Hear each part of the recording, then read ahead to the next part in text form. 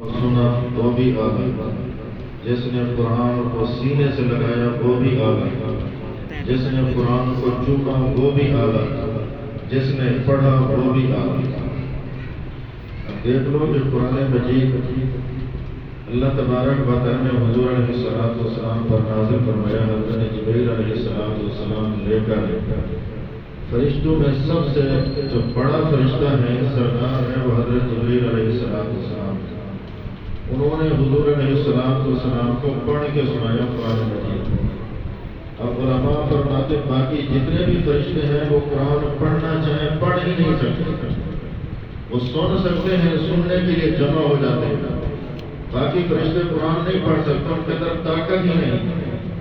یہ امت ہے، یہ صاحب قرآن ہے، یہ امت ہے جس کو اللہ نے قرآن عطا فرمایا، یہ قرآن والی امت ہے۔ اس وجہ سے جب یہ امت قرآن پڑھتی ہے تو فرشتے سننے کے لیے جمع ہو جاتے ہیں، اور جو حافظ قرآن پڑھتا ہے تو ان کے لب پر اپنے لب رکھتے ہیں۔ یہ اللہ نے فضیلت اس امت کو عطا فرمائی، تو یہ قرآن والی امت ہے۔ تو قرآن کے ساتھ جو انسان جڑتا چلا جائے گا تو اس کی فضیلت بھی بڑھتی چلی جائے گی۔ اب لیلۃ القدر کو فضیلت کیوں ہے؟ اس شب کو لیلۃ القدر کو اس وجہ سے کہ اس رات اللہ نے قرآن کو نازل فرمایا، قرآن کی وجہ سے یہ رات ساری راتوں کی سردار ہے۔ رمضان المبارک کو فضیلت کیوں؟ اس وجہ سے کہ اس مہینے کے اندر اللہ نے قرآن نازل فرمایا، شہر رمضان الذی انزل فیہ القرآن، تو یہ مہینہ تمام مہینوں کا سردار بن گیا۔ تو جو چیز قرآن کے ساتھ جڑتی چلی جائے گی اس کا مقام اور مرتبہ بھی بڑھتا چلا جائے گا۔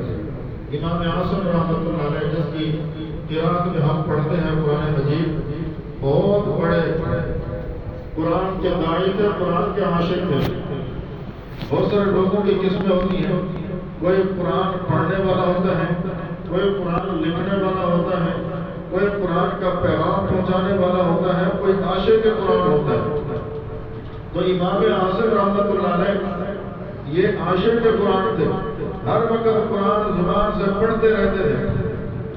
تو مجلس کے اندر بیٹھتے تو ان کے منہ سے خوشبو نکلتی تھی، تو لوگ پوچھتے تھے حضرت یہ کون سی خوشبو ہے، آج تک ہم نے لگائی ہی نہیں سنی ہے۔ تو وہ ٹال دیتے تھے، کہتے تھے بس یہ عجیب قسم کی خوشبو ہے، تم اپنا کام کرو۔ تو ایک خادم نے ان سے پوچھا کہ حضرت بتائیں، کافی عرصے کے بعد نکتے کرتا رہا، بتائیں یہ خوشبو کہاں سے لی ہے؟ وہ انہوں نے فرمایا کہ یہ خوشبو میں نے آج تک استعمال نہیں کی، جب میں قرآن پڑھتا ہوں تو زبان سے خوشبو نکلتی ہے۔ منہ سے خوشبو کیوں نکلتی ہے؟ کہتے ہیں قرآن پڑھنے کی وجہ سے حضور علیہ السلام کی زیارت ہوئی، تو آپ علیہ السلام نے فرمایا کہ امام میں آپ کے منہ کو بوسہ دینا چاہتا ہوں، تو لبوں پر لب رکھ کر اللہ کے رسول نے بوسہ دیا، خوشبو ختم ہی نہیں ہوتی۔ یہ قرآن کی برکت ہے، قرآن پڑھنے سے خوشبو آتی ہے، جسم کے اندر جو ہے انقلاب برپا ہو جاتا ہے، پیدا ہو جاتا ہے قرآن مجید کی وجہ سے۔ یہ وجہ ہے کہ قرآن مجید کے اندر اللہ نے انقلاب رکھا ہے، یہ انقلابی کتاب ہے۔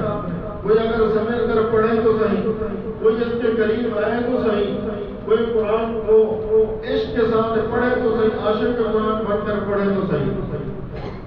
امام احمد رحمۃ اللہ علیہ نے خواب دیکھا، اللہ تبارک و تعالیٰ کی زیارت ہوئی، اللہ تبارک و تعالیٰ سے عرض کی کہ یا اللہ کہ آپ کی زیارت ہوئی ہے، آپ یہ بتائیں کہ آپ کو کون سی چیز محبوب ہے تاکہ میں اس کے مطابق اس پر عمل کروں۔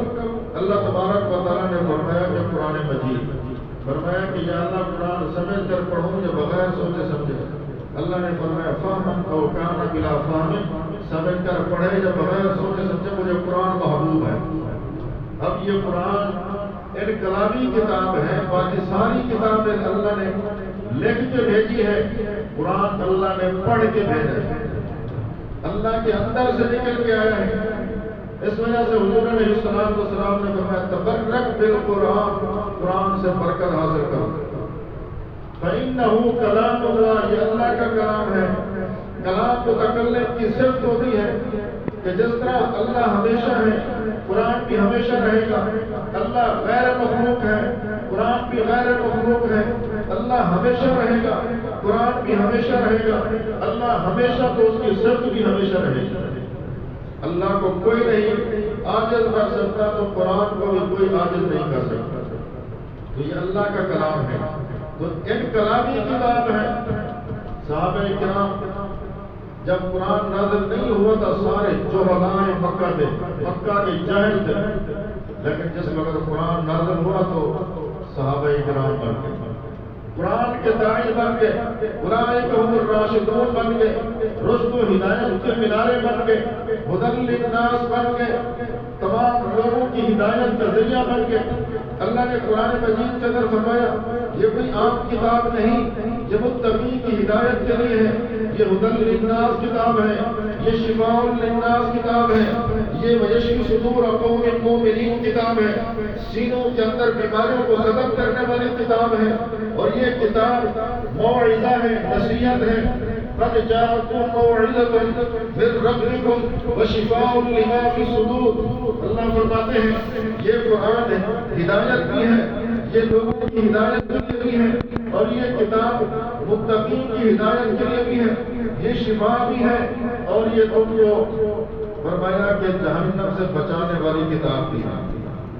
اب یہ انقلابی کتاب دیکھیں کہ حضور علیہ السلام نے فرمایا کہ اگر کوئی عشاء کی نماز پڑھ کر سورۃ تبارک الذی سورۃ ملک پڑھتا ہے، ہی المنجیہ، یہ سورت اس کو نجات دینے والی ہے اور یہ عذاب سے روکنے والی ہے۔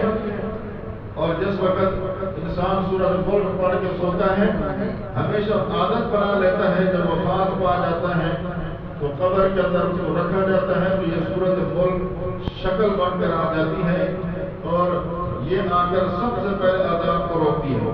خبردار اس کے قریب نہیں آتی، تمہیں پتہ نہیں میں اللہ کا کلام ہوں، میں سورۃ تبارک الذی ہوں، تو وہ فرشتے کہتے ہیں کہ ہم عذاب لے کر آئے، اللہ کا آرڈر ہے، تو یہ سورت جھگڑا کرتی ہے، خبردار اس کے قریب مت آنا۔